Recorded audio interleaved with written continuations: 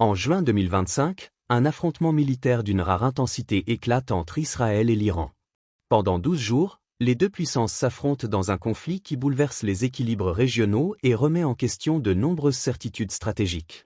Comme souvent dans ce type de confrontation, les autorités israéliennes communiquent avec assurance, mettant en avant la supériorité de leurs forces armées et l'efficacité de leur système de défense. Mais quelques semaines après la fin des combats, une déclaration vient fissurer ce discours officiel. Lors d'une réunion interne du parti Yisrael Beitenu, Avigdor Lieberman, ancien ministre israélien de la Défense et figure influente de l'appareil sécuritaire, reconnaît publiquement un fait rarement admis par les responsables israéliens. Des missiles balistiques iraniens ont atteint des cibles stratégiques en Israël durant le conflit de juin 2025. Les propos, rapportés par Presse TV, n'ont pas été démentis formellement, même si leur contexte exact n'a pas été confirmé par d'autres médias indépendants. Cette reconnaissance marque une rupture nette avec la narration habituelle. Depuis des années, Israël présente ses capacités militaires comme quasi invulnérables, s'appuyant sur une force aérienne de pointe et des systèmes de défense antimissiles sophistiqués. Or, entendre un ancien ministre de la Défense admettre que ces défenses ont été partiellement contournées provoque un choc dans l'opinion publique et dans les cercles stratégiques. Le poids de ces paroles tient avant tout à l'identité de celui qui les prononce. Avigdor Lieberman n'est ni un opposant marginal ni un observateur extérieur. Il a occupé les plus hautes fonctions sécuritaires de l'État et s'est longtemps montré favorable à une ligne dure face à l'Iran. Son aveu n'apparaît donc pas comme un simple commentaire politique, mais comme une évaluation venant de l'intérieur du système. En affirmant que les missiles iraniens ont atteint leurs objectifs, Lieberman suggère implicitement que la réalité du champ de bataille a été plus complexe que ce que le discours officiel laissait entendre. Cette déclaration ouvre ainsi la porte à une question centrale. Israël a-t-il sous-estimé la capacité de frappe de l'Iran? Dès lors, le conflit de juin 2025 ne peut plus être perçu uniquement comme une démonstration de force maîtrisée. Il devient le révélateur de vulnérabilités jusque-là rarement reconnues publiquement. Ce premier aveu marque le point de départ d'une remise en question plus large de la préparation, de la communication et des choix stratégiques ayant précédé cette confrontation. Au-delà de l'aveu symbolique, les propos d'Avigdor Lieberman mettent en lumière un élément central du conflit de juin 2025, la performance des missiles balistiques iraniens. Pour la première fois, un ancien ministre israélien de la Défense reconnaît publiquement que ces armes ont révélé une capacité opérationnelle bien supérieure à ce que beaucoup imaginaient. Lieberman souligne un paradoxe frappant. Israël dispose, selon ses propres mots, de la meilleure force aérienne au monde, soutenue par des systèmes de défense multicouches parmi les plus avancés jamais déployés. Pourtant, malgré cette supériorité technologique, les missiles iraniens ont réussi à franchir ces défenses et à atteindre des cibles jugées sensibles. Ce constat remet en question l'idée selon laquelle la supériorité aérienne garantit une protection totale du territoire. Selon ces déclarations, les frappes iraniennes n'étaient pas le fruit du hasard. Les missiles n'ont pas touché des zones aléatoires, mais des sites précis, choisis avec soin. Cette précision suggère l'existence d'une planification méthodique et d'une connaissance détaillée des objectifs. Pour de nombreux analystes, cela indique que l'Iran ne se contente plus de capacités dissuasives symboliques, mais dispose désormais d'outils capables de produire des effets concrets sur le terrain. La précision des frappes soulève également la question du renseignement. Atteindre des cibles stratégiques implique non seulement des missiles fiables, mais aussi des informations exactes sur la localisation et l'importance des sites visés. Même si les détails techniques restent difficiles à vérifier, la cohérence des frappes laisse penser que l'Iran a su combiner technologie, préparation et coordination. Ce constat est d'autant plus marquant qu'il intervient après des années durant lesquelles les capacités balistiques iraniennes étaient souvent minimisées dans le discours public occidental. Le conflit de juin 2025 semble avoir agi comme une démonstration à grande échelle, révélant que ces armes peuvent dépasser leur rôle de simple menace théorique. Ainsi, les propos de Lieberman ne décrivent pas seulement un échec partiel des défenses israéliennes, mais marquent un tournant stratégique.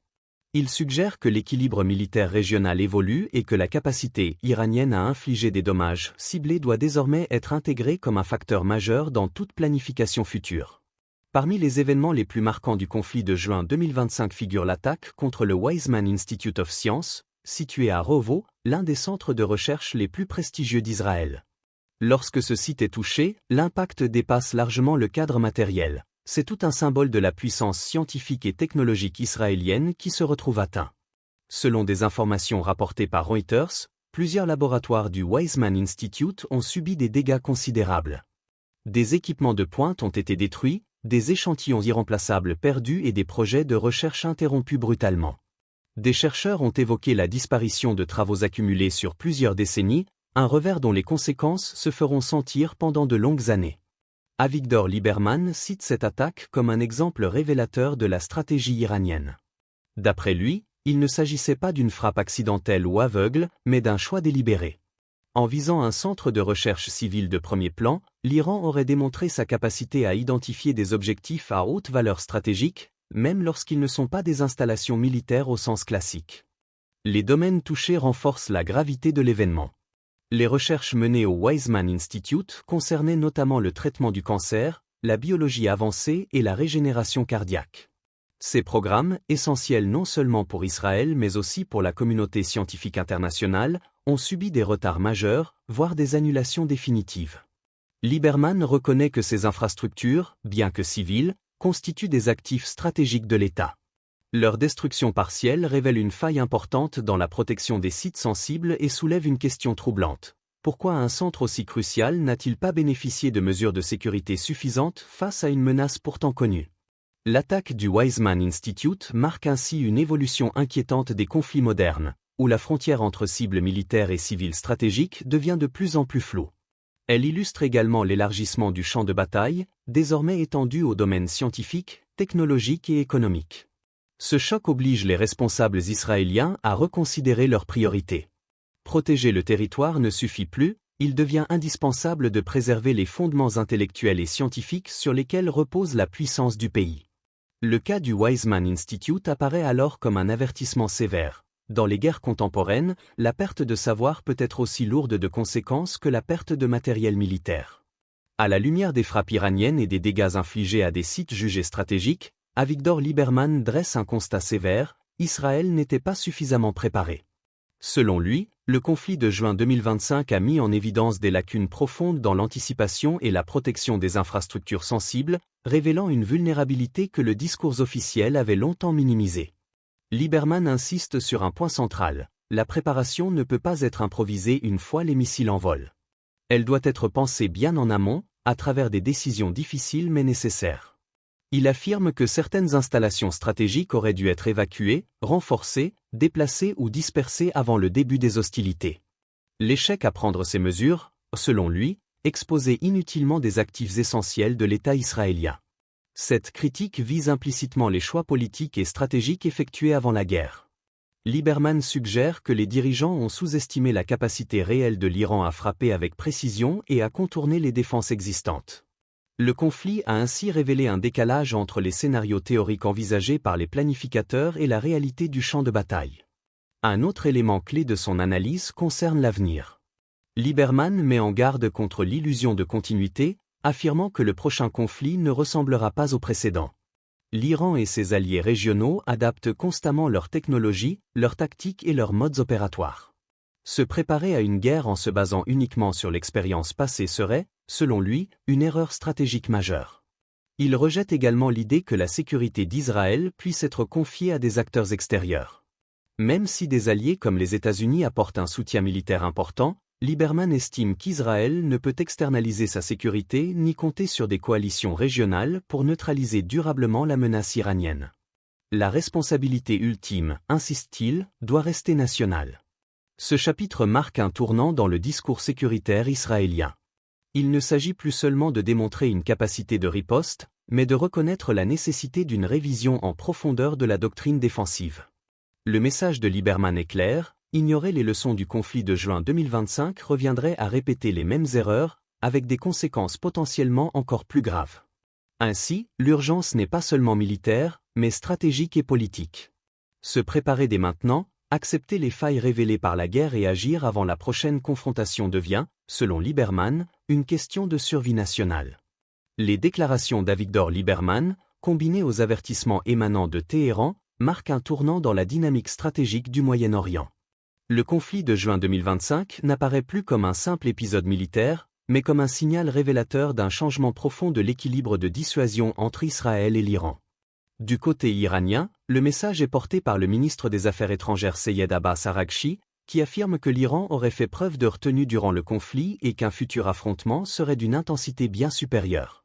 Selon lui, toute nouvelle attaque déclencherait une riposte totale, prolongée et régionale, dépassant largement le cadre bilatéral. Cette posture suggère que l'Iran cherche désormais à renforcer sa dissuasion en montrant qu'il peut infliger des coups élevés à ses adversaires. Les propos de Lieberman donnent un poids particulier à cette menace. En reconnaissant que des missiles iraniens ont atteint des cibles stratégiques malgré les systèmes de défense israéliens, il remet en cause l'idée d'une invulnérabilité quasi totale d'Israël. Cette reconnaissance modifie les calculs de toutes les parties impliquées. Frapper l'Iran n'apparaît plus comme une option à faible risque, mais comme une décision aux conséquences lourdes et imprévisibles.